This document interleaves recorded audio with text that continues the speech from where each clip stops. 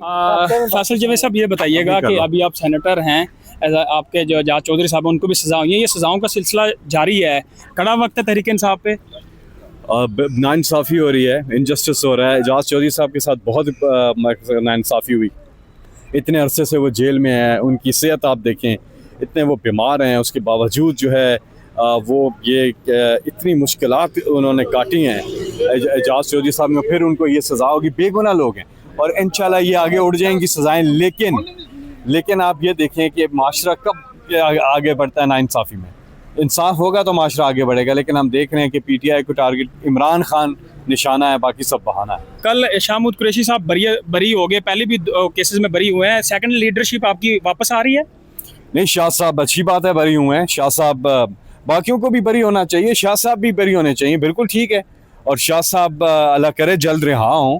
और शाह साहब हमारे पार्टी के नायब चेयरमैन भी हैं और वो नायब कप्तान है। और अच्छी बात है, शाह साहब ने भी बड़ी जेल काटी है, बड़ी सोबतें बर्दाश्त की हैं। और अल्लाह करे कि वो सुरखरू हों और रिहा हों। अगर उनकी रिहाई हो जाती है तो आपकी लीडरशिप को बूस्ट मिलेगा? जहाँ कहा जा रहा है कारकुन नाला हैं, इख्तलाफात होते हैं। लीडरशिप को बिल्कुल, हमारी पूरी पार्टी को नहीं। आप भी जितने केसेस हैं पुलिस वालों को देख के आपको याद आता होगा कौन से केसेस? हमारे तो हाँ, यही है, अभी वो रुके हुए हैं, लेकिन देखते हैं क्या करते हैं। लेकिन बात यह है कि शाह महमूद कुरैशी साहब जो हैं, मैं फिर बता दूं, उनके लिए पार्टी के लिए उनकी बहुत बड़ी खदमात हैं, बड़ी कुर्बानियाँ हैं।